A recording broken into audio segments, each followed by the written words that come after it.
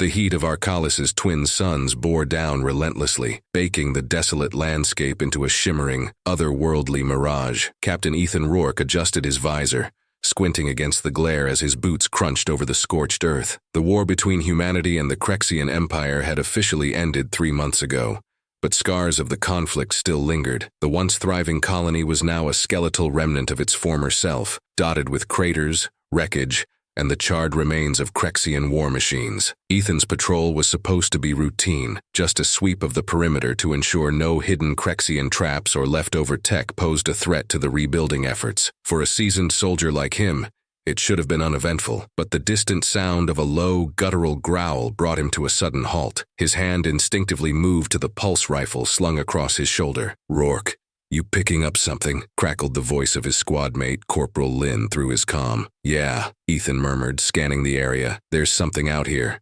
Stand by." He followed the sound, his heart pounding. As he rounded a jagged outcrop of rocks, the source of the noise came into view. There, chained to the remnants of a Krexian transport vehicle, was the creature. It was massive, easily the size of a small car, with sleek black fur that shimmered unnaturally under the sunlight. Its body was riddled with wounds, some oozing a dark, viscous fluid. Its eyes, an eerie shade of gold, locked onto Ethan, narrowing as it let out another warning growl. Ethan recognized it instantly. A Krexian war dog. He had encountered them during the war, ferocious, bioengineered killing machines designed to rip through enemy lines with terrifying efficiency. This one, however, was in no shape to fight. Its chain, made of some alien alloy, was wrapped tightly around its neck and limbs, keeping it immobile. Its breathing was labored, each rise and fall of its chest a visible struggle. "Lynn, I found something," Ethan said into his comm, his voice tight. "It's a Krexian war beast, wounded and chained." "Leave it,"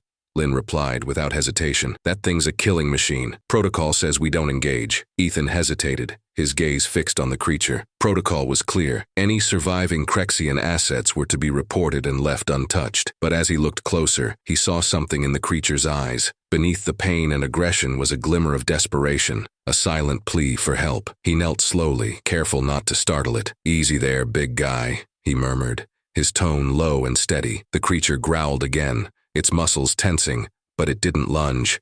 Its strength was clearly waning. "Captain, do you copy?" Lynn's voice cut through the tense silence. "You're not seriously thinking about helping that thing, are you?" Ethan ignored her. He reached into his pack, pulling out a water canister. Keeping his movements slow, he poured a small stream onto the ground near the creature's muzzle. It hesitated, its golden eyes flicking between Ethan and the water, before cautiously lowering its head to lap it up. "There we go," Ethan said softly, feeling a small wave of relief. "Not so scary now, are you?" The creature's ears twitched, and for a brief moment, its growl subsided. Ethan took the opportunity to assess its injuries. The wounds were deep, some exposing metallic implants beneath the flesh, evidence of the Krexians' cruel modifications. This wasn't just an animal, it was a weapon, engineered for war and discarded like scrap metal when it was no longer useful. Ethan's jaw tightened.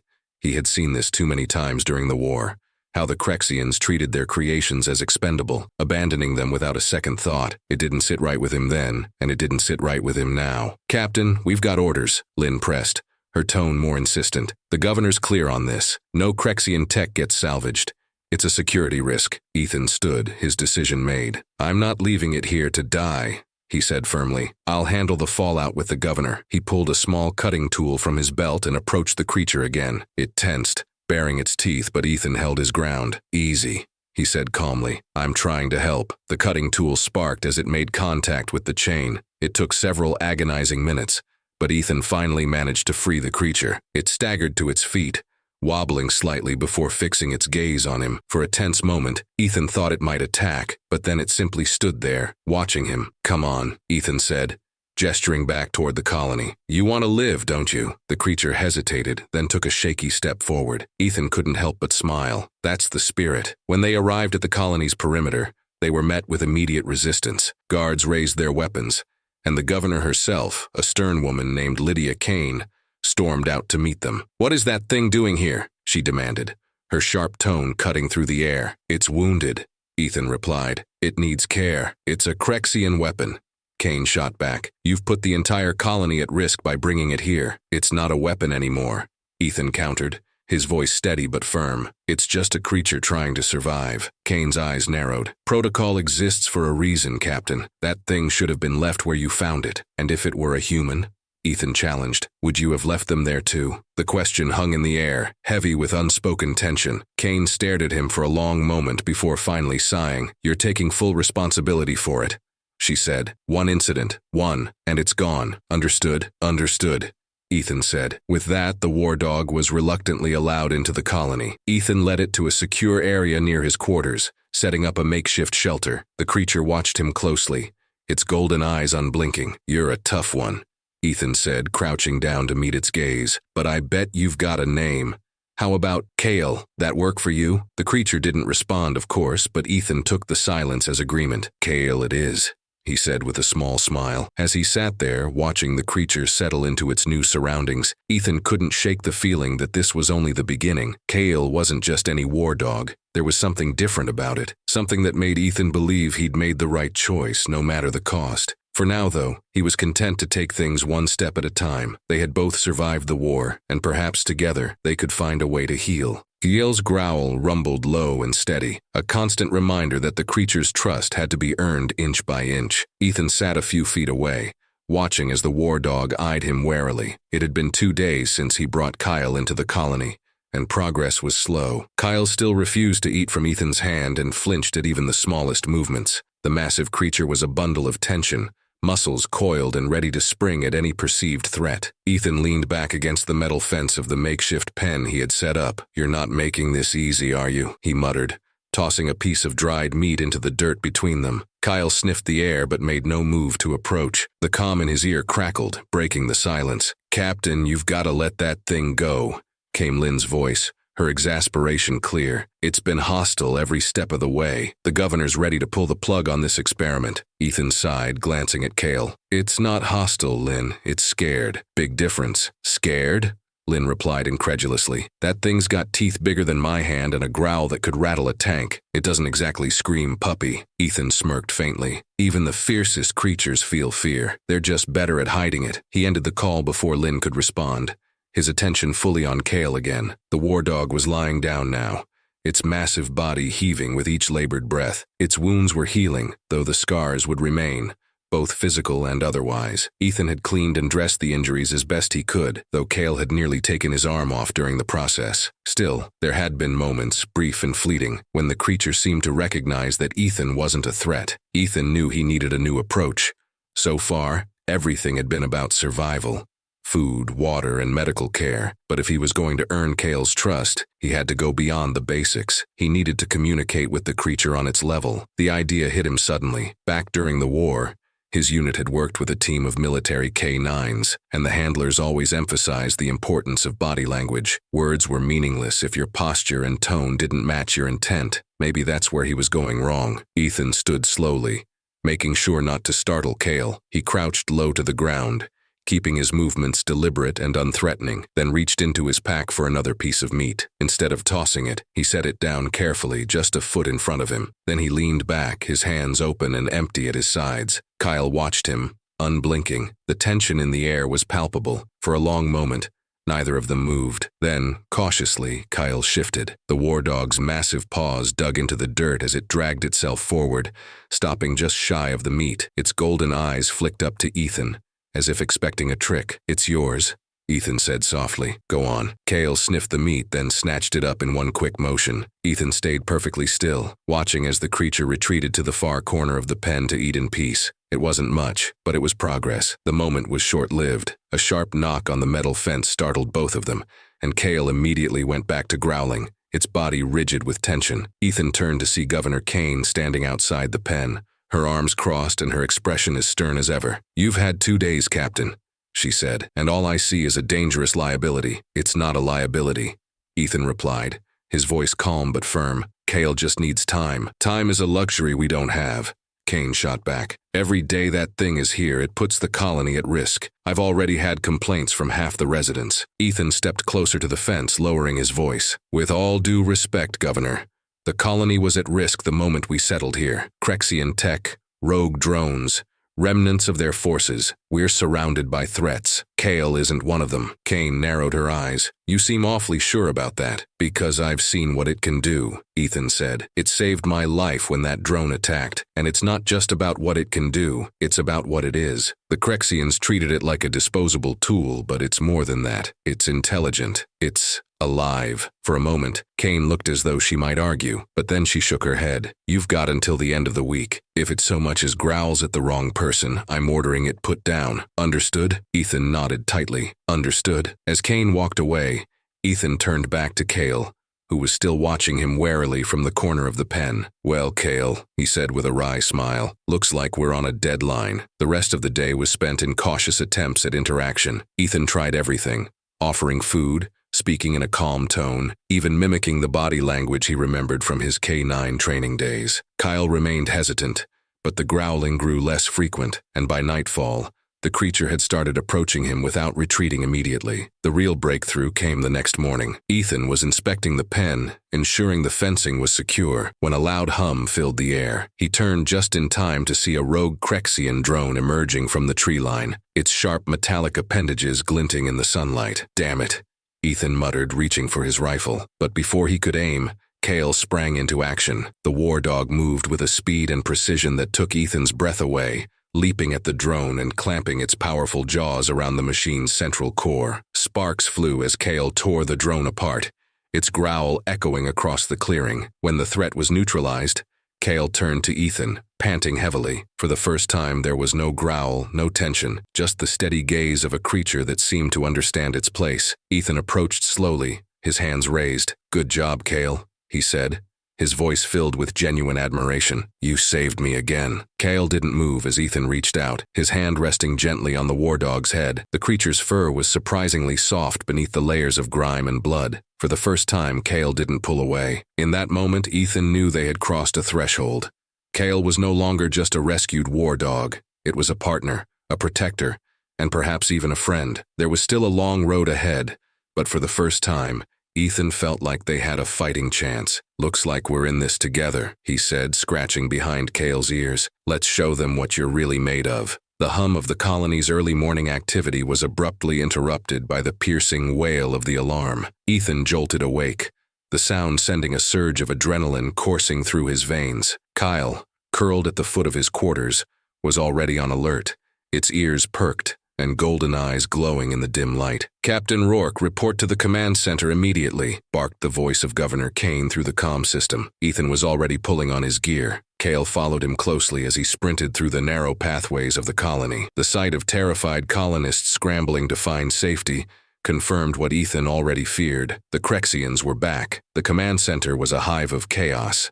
Screens displayed aerial feeds of approaching Krexian dropships, their sleek, ominous designs cutting through the atmosphere like blades. Kane was at the center of it all, barking orders to her staff while simultaneously trying to coordinate with the colony's meager defenses. What's the situation? Ethan asked as he entered, his voice steady despite the tension in the air. Kane turned to him, her expression grim. 2 dropships on approach. They've deployed ground units near the southern perimeter. It's them, Rourke. They're here for the creature. Ethan's jaw tightened. Kael, whatever they call it, Kane snapped. They've sent an elite squad, which means they're serious. They won't stop until they get what they came for. Ethan glanced at Kael, who stood at his side, its massive frame radiating tension. The war dog's instincts seemed to sense the danger looming, its eyes scanning the room as if anticipating an attack. Governor, we need to evacuate the civilians and focus on defense, Ethan said, already formulating a plan. The Krexians won't hold back. Kane folded her arms. And what do you suggest we do about their target? If we hand it over, we're not handing Kael over, Ethan interrupted, his voice hard. They're not here just to take it back, they want to erase it. Whatever data Kael carries, it's something they can't afford to lose,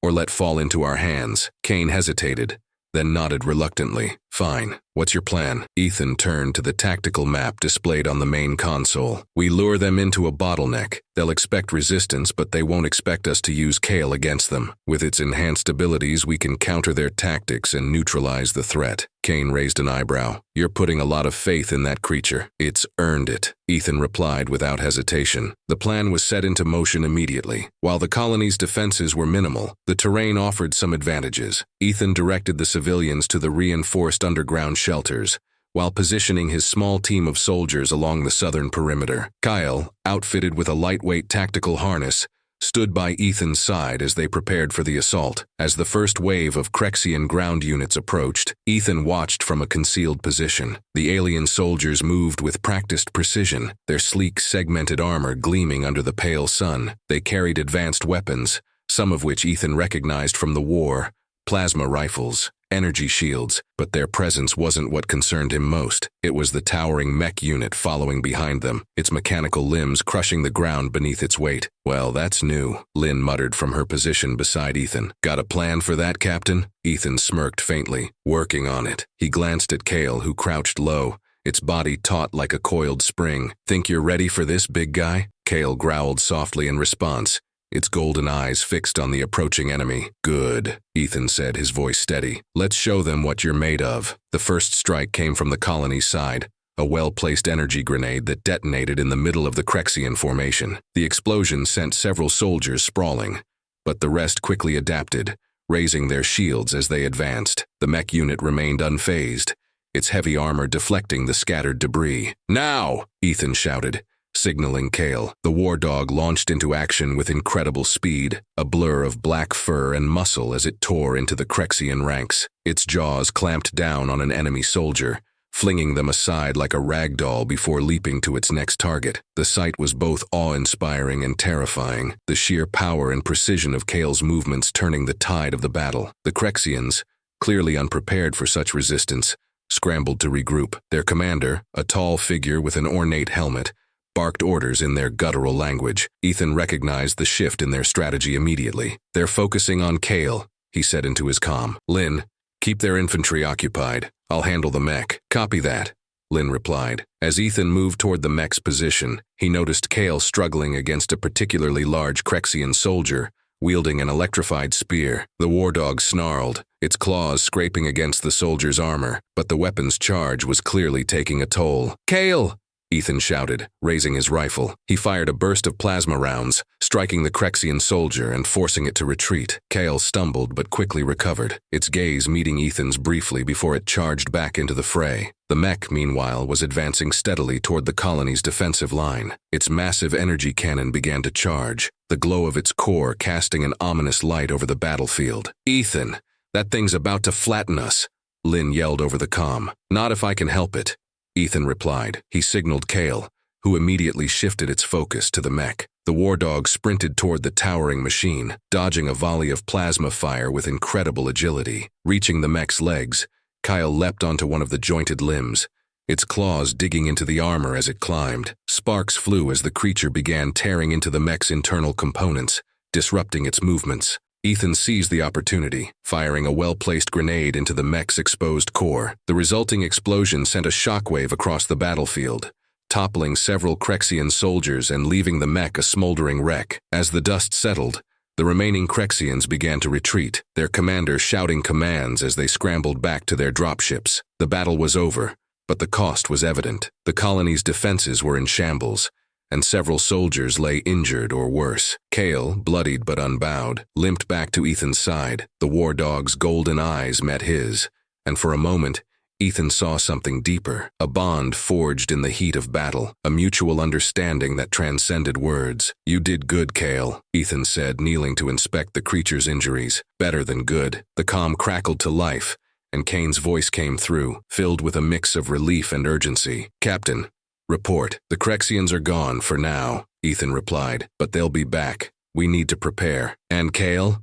Kane asked, her tone wary. Ethan glanced at the war dog, who stood tall despite its wounds. Kael's the reason we're still standing. I think it's time you stopped seeing it as a liability. Kane didn't respond immediately, but Ethan could sense her hesitation. Finally, she said, we'll discuss this later. For now, good work. Ethan ended the call and turned to Kael, scratching behind its ears. Looks like you're stuck with us, big guy. Let's make sure the next time they come, they regret it. Kael let out a soft growl. leaning into Ethan's touch. The battle was over, but the war for trust, survival, and redemption had only just begun. The colony lay quiet in the aftermath of the battle, a fragile calm settling over the battered settlement. Smoke still curled from the wreckage of the Krexian mech, and the defensive lines were a patchwork of hastily repaired barricades. Ethan stood on the edge of the perimeter, his gaze fixed on the horizon. Kael sat beside him, its golden eyes scanning the landscape with an almost unnerving intensity. "They'll come back," Lynn said, walking up to join Ethan. She looked exhausted, dirt smeared across her face, but her voice was steady. "Krexians don't give up that easily." Ethan nodded. "No, they don't, but we'll be ready." Kael let out a low growl, its ears swiveling toward a distant sound. Ethan's hand instinctively moved to his rifle, but the tension faded as the sound revealed itself to be the distant hum of colony drones salvaging wreckage. "Still on edge, huh?" Lynn said, glancing at Kael. "So am I," Ethan replied. He crouched down beside the war dog, running a hand along its sleek fur. The wounds from the battle were healing, but the scars would remain, a testament to what Kael had endured and overcome. "You've earned some rest, buddy, but something tells me we won't get much." The moment of peace was interrupted by the arrival of Governor Kane. She strode toward them, her expression a mix of determination and frustration. "Captain Rourke, a word," she said, her tone leaving little room for argument. Ethan rose to his feet, motioning for Lynn to stay with Kael. He followed Kane a short distance away where they could speak without being overheard. "Your war dog saved us," Kane began, her voice clipped. "I won't deny that, but you've also painted a target on this colony. The Krexians won't stop until they've destroyed Kael, or worse, taken it back." "I'm aware," Ethan said evenly, "which is why we need to act now. We can't just sit here and wait for them to return." Kane folded her arms. "And what exactly do you propose? Our resources are stretched thin as it is." Ethan glanced back at Kael, who was watching them intently. "Kael isn't just a weapon. It's a key to understanding Krexian technology, how they think, how they fight. If we can unlock that potential, we won't just defend ourselves, we'll gain an edge." Kane frowned, her skepticism clear. "You're suggesting we use it?" "I'm suggesting we work with it," Ethan corrected. "Kael isn't a tool to be exploited. It's a living being, and it's proven it wants to help." Kane sighed, her shoulders slumping slightly. "Fine, but if this backfires, the blood is on your hands." "It already is," Ethan said quietly. With Kane's reluctant approval, Ethan began working with the colony's tech specialists to analyze Kael's enhancements. The process was slow and painstaking. Kael, despite its intelligence, couldn't exactly explain how its abilities worked. Still, Ethan could see the war dog adapting to their efforts, learning to anticipate commands, and even assisting with minor tasks. As the team worked, an ominous message arrived from one of the colony's scouts. The Krexians were massing their forces. This time, they were bringing more than just a handful of dropships. It was an all-out assault. The urgency galvanized the colony into action. Ethan took charge of the defensive preparations, using the time they had to fortify their position. Kael was instrumental in the planning, its keen senses and strategic instincts helping to identify weaknesses in their defenses. It was clear to everyone now that Kael was far more than a mindless war machine. It was a thinking, feeling creature, capable of remarkable loyalty and intelligence. The day of the Krexian assault dawned with an eerie stillness. The air was thick with tension as the colony's defenders took their positions. Ethan stood at the front line, Kael by his side. Both of them braced for what was to come. The Krexians arrived in force, their ships darkening the sky as they descended. Waves of soldiers poured out, their movements precise and unrelenting. At the center of their formation was the Krexian commander, a towering figure clad in ornate armor, flanked by two smaller war dogs. The sight of the creatures sent a ripple of unease through the colony's defenders. "They brought their own Kaels," Lynn muttered, her voice laced with tension. "They're not Kael," Ethan replied, his voice firm. "They're just weapons. Kael's more than that." The battle began with a deafening roar as the Krexians launched their attack. Plasma fire streaked across the battlefield, and explosions shook the ground. The colony's defenses held strong at first, but the sheer number of attackers began to take its toll. Kael was a blur of motion, darting through the chaos with a grace and ferocity that left even seasoned soldiers in awe. It took down enemy soldiers with surgical precision, its claws and teeth tearing through armor as if it were paper. At one point, it faced off against one of the Krexian war dogs, A brutal clash of strength and will. Kael emerged victorious, but not without injury. As the battle raged on, Ethan spotted the Krexian commander advancing toward the colony's central hub. It was clear the commander wasn't just here for Kael. It was targeting the colony's leadership, aiming to cut off the head of the resistance. Ethan moved to intercept, Kael following close behind. The confrontation was fierce, the commander proving to be a formidable opponent. It wielded a massive energy blade with deadly precision, forcing Ethan to fight with every ounce of skill he had. Kael joined the fray, lunging at the commander and distracting it long enough for Ethan to land a critical blow. In the heat of the battle, the commander revealed its true purpose. "You don't understand what you're protecting, human," it growled. "That creature is the culmination of our work, a weapon that could destroy entire worlds. You think you've saved it, but all you've done is delay the inevitable." Ethan's response was swift. "Kael isn't your weapon anymore." With a final decisive strike, Ethan brought the commander down. The Krexian forces, now leaderless, began to falter. Kael let out a triumphant howl, the sound echoing across the battlefield as the remaining attackers retreated. The aftermath of the battle was bittersweet. The colony had survived, but at great cost. Dozens of defenders were injured, and the settlement bore the scars of the assault. Yet there was also a sense of hope, a belief that, against all odds, they had prevailed. Kael was hailed as a hero, its role in the defense earning it the respect and admiration of the colony. Even Governor Kane, who had once seen the war dog as a threat, acknowledged its contributions. "It seems I misjudged you," she said to Ethan, her tone softer than usual. "Kael's proven to be remarkable." Ethan nodded, his hand resting on Kael's head. "It's more than that. Kael's a reminder of what we can be, what we can overcome. We took something the Krexians discarded and turned it into our greatest ally. That's humanity at its best." As the colony began to rebuild, Ethan made a promise to Kael. "You're free now," he said, meeting the war dog's golden eyes. "No more chains. No more battles unless you choose to fight. You've earned that." Kael leaned into him, a quiet gesture of trust and gratitude. Together they had faced impossible odds and come out stronger, and though the road ahead was uncertain, Ethan knew they would face it side by side.